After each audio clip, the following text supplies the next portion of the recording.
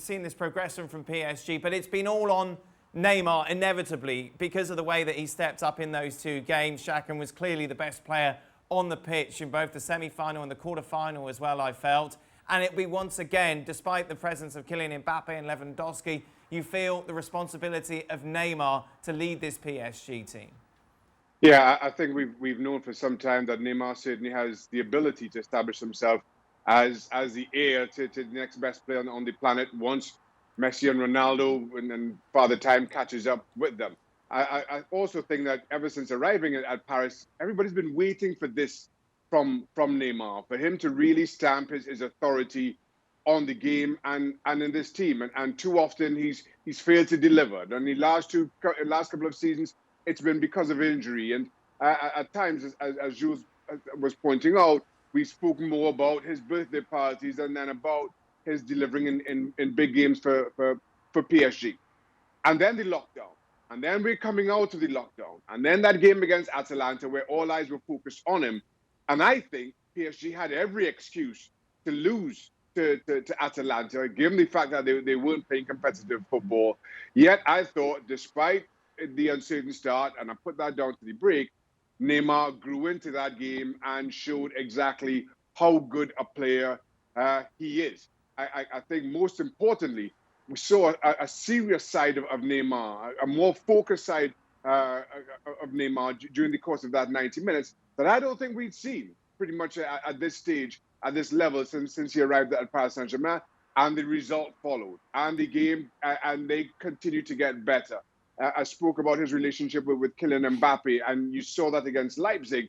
That has to continue. And I'll disagree with Julien, and I think this is do or die for PSG, because I'm not so sure that PSG can keep hold of both Neymar and Mbappe at the end of this season. I'll be surprised if they keep hold of any. I sincerely doubt if they keep hold of both, which puts them on the path of another little bit of a rebuilding project. And right now, you've got one game to lift this trophy that you spent all this money on. I don't think you look any further down the road than Bayern Munich. Neymar's an interesting figure, Jules, because you speak to anyone who knows anything about football and they seem to have an opinion about him, and normally it's negative. You speak to Brazilians, well, he's in it for the money. You speak to other people, he's just all about diving and rolling around.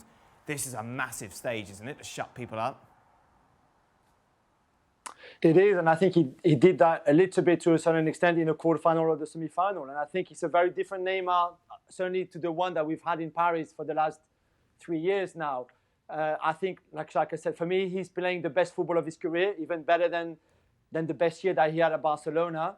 He really expresses something very different than before in terms of his body attitude, his behavior, the way that he's been talking in that team, the way he's, even showing some love to Paris, to the football club, to some of his teammates, which never happened before. And I really think that he's far happier in his head, in his life, in the way he plays. And it's a huge game, of course. If he wins there for PSG with a similar kind of performance that he showed against Leipzig and Atalanta, he will be, again, I think at the top of the game, really. Of course, Lewandowski had a great season, others too, but he would be right up there. He would be the one who delivered that Champions League and led that team, although as a collective, but still led that team to winning it finally, eventually. So it would be huge for him. I think already some people have changed their mind about it. There's much less diving. There's much less having those antics and rolling around and stuff like that.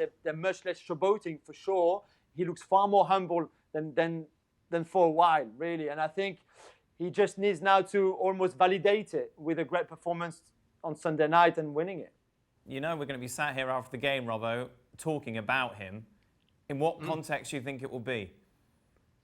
I think he's going to be the playmaker. He's going to have to find that role in behind. I think he's going to be a withdrawn striker. That's going to be key for PSG. Playing as the withdrawn striker, because it's going to make one of the Bayern centre-halves have to come out, or make one of the Bayern midfield players drop that little bit deeper. And if he can get himself turned and wriggle away from the first challenge and then find that pass in between the lines or in between the defenders of Bayern for Mbappe's runs, maybe for Di Maria's runs, he is going to be the key player in terms of opening up Bayern Munich with his ability to go past the first challenge, then have enough time to pick out the pass. I still think PSG aren't going to win the game, so I'm not sure we're going to be talking about him in glowing terms. I think he'll have a good game, but not enough to win it.